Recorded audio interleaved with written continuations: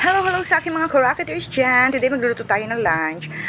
Ito naglalaga ako ng patatas.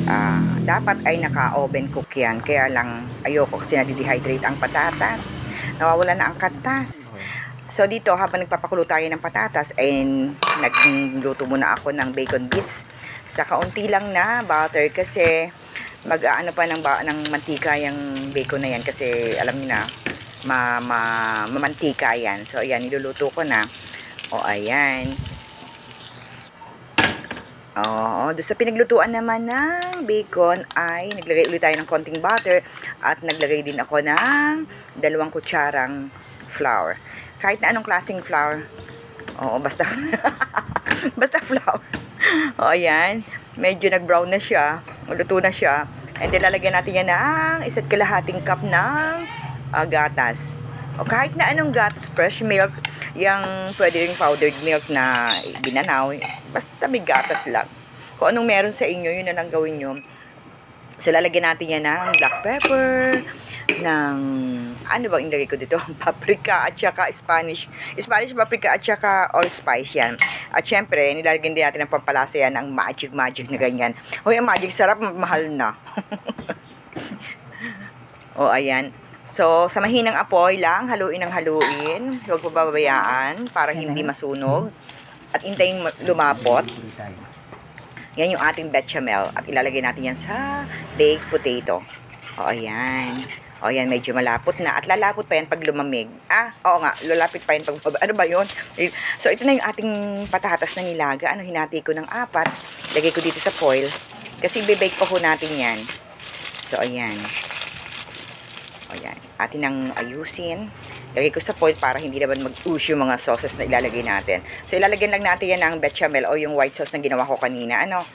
Ayan, dinurog-durog ko na muna para hindi na chunky siya. Ayan. Okay, pwede rin dyan ang tomato sauce na may meat o beef. Kung ano man ang gusto ninyo. Ayan, lalagay na. Sinabi ko sa inyo, malalapot pa yan. Tinan nyo, malapot na siya. So, nilagyan natin siya sa ibabaw. And then, lalagyan natin ng cheese. Yung cheese ko dyan ay yung usual na cheese natin, yung Eden. So, ang aking ginamit ito is daily queso na ginadgad. At meron din dyan konting mozzarella at parmigiano or parmesan cheese. So, nilagyan natin ng bacon bits. And then, nilagyan ulit natin ng queso. Ayan. So, pinaghalo-halo ko din queso. 3 queso ang ilagay ko dyan. Ilagay natin sa baking pan kasi nga ilalagay pa natin ito sa oven. Lulutuin natin mga 30 minutes lang ito sa oven. Actually, sabi ko tinatamad na ako bukas ng oven. Ito torch ko na lang sana. Takot ako dun sa torch namin. Ewan ko ba. So ito na. Ayan. Ready for baking na to. So ayan, nagluto rin ako ng eggs, salted egg pasta.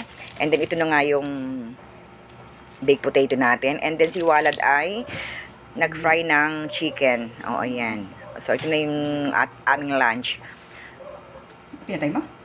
Okay. And then, binudburan ko pa rin ang aking salted egg pasta ng parmigiano o parmesan cheese. Kita? Ayan. Pinagpahili ko na naman ang aking baked potato. Ayan. 4 yan lahat. So, ito na yung plating ko. Ganyan na kayo mananghalian ni Wallet. Kanya-kanyang plato.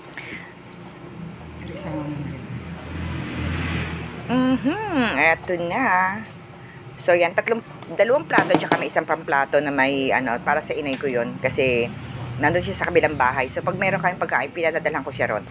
So, sa kanya yan. Ayan.